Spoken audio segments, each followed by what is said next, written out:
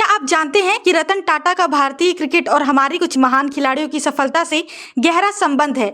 जी हां, रतन टाटा का योगदान सिर्फ उद्योग और परोपकार तक सीमित नहीं था, बल्कि उन्होंने क्रिकेट की दुनिया में भी अप्रत्यक्ष रूप से कई खिलाड़ियों के करियर को संवारने में अहम भूमिका निभाई है। आज हम जानेंगे कि कैसे रतन टाटा के नेतृत्व में टाटा ग्रुप ने युवराज सिंह, हरभजन सिंह, अजीत अगरकर और रॉबिन उथप्पा जैसे खिलाड़ियों को सफल बनने में मदद की। इस वीडियो में हम देखेंगे कि टाटा ग्रुप ने किस तरह से भारतीय क्रिकेट के विकास में सहयोग किया और इन खिलाड़ियों को एक मजबूत प्लेटफॉर्म प्रदान किया। रतन टाटा सिर्फ एक उद्योगपति नहीं थे, बल्कि खेलों के प्रति उनके जुनून ने उन्हें एक अलग पहचान दी। टाटा ग्रुप के जरिए उन्होंने भारतीय क्रिकेट को अप्रत्यक्ष रूप से काफी समर्थन दिया। उनका मानना था कि खेल और खेल भावना को बढ़ावा देना समाज के विकास के लिए आवश्यक है।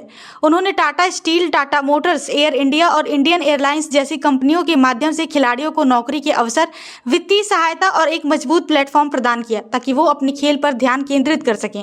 युवराज सिंह और हरभजन सिंह, ये दोनों नाम भारतीय क्रिकेट के लिए बेहद महत्वपूर्ण है, लेकिन क्या आप जानते हैं कि इनके करियर में टाटा ग्रुप की भी एक भूमिका रही है। इंडियन एयरलाइंस, जो कि टाटा ग्रुप के साथ जुड़ी हुई थी, युवराज सिंह और हरभजन सिंह को एक प्लेटफॉर्म दिया ताकि वो अपने खेल में सुधार कर सके। इंडियन एयरलाइंस की नौकरी ने उन्हें एक स्थिर आय प्रदान की, जिससे वो बिना किसी आर्थिक चिंता के अपने खेल पर फोकस कर पाए। युवराज सिंह के पिता योगराज सिंह ने भी एक बार कहा था कि इंडियन एयरलाइंस के समर्थन के बिना उनके बेटे का करियर इतनी ऊंचाइयों पर नहीं पहुंच पाता। अजीत अगरकर का नाम भारत के सबसे सफल गेंदबाजों में आता है। उनके करियर के शुरुआती दिनों में टाटा स्टील ने उन्हें नौकरी का अवसर दिया था। यह सिर्फ आर्थिक सहायता नहीं थी, बल्कि एक मानसिक समर्थन भी था, जिसने अगरकर को अपने खेल पर ध्यान केंद्रित करने में मदद की। इसी तरह रॉबिन उथप्पा को भी एयर इंडिया की ओर से काफी सपोर्ट मिला।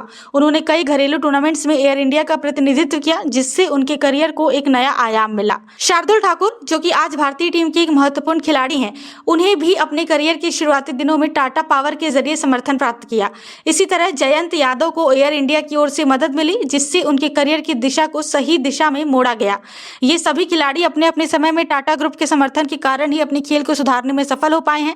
ये एक ऐसा सहयोग था जो भारतीय क्रिकेट को लंबे समय तक फायदा पहुंचाता रहा। रतन टाटा ने एक बार कहा था कि खेल न सिर्फ शारीरिक फिटनेस के लिए जरूरी है, बल्कि मानसिक सशक्तिकरण का भी साधन है। ये उनकी सोच थी, जिसने टाटा ग्रुप को खेलों में समर्थन देने के लिए प्रेरित किया। उनकी विरासत सिर्फ उद्योग में नहीं, बल्कि खेलों और परोपकारी कार्यों में भी झलकती है। टाटा ट्रस्ट के जरिए उन्होंने शिक्षा, स्वास्थ्य और ग्रामीण विकास के साथ साथ खेलों के विकास में भी करोड़ों रुपए निवेश किए। रतन टाटा के निधन पर सुरेश रैना, सूर्य कुमार यादव, हरभजन सिंह और मोहम्मद शमी जैसे कई क्रिकेटर्स ने उन्हें श्रद्धांजलि दी। उनके नेतृत्व, दयालुता और समाज सेवा के कार्यों के लिए उन्हें याद किया। सुरेश रैना ने कहा, भारत ने एक सच्चा रत्न खो दिया है। रतन टाटा सर का योगदान हमारे देश और समाज पर अमिट छाप छोड़ गया है। इसी तरह सूर्य कुमार यादव ने कहा, आपकी विरासत हमेशा हमारे दिलों में रहेगी। आपने जो अनगिनत दिलों को छुआ, उसका कोई मोल नहीं।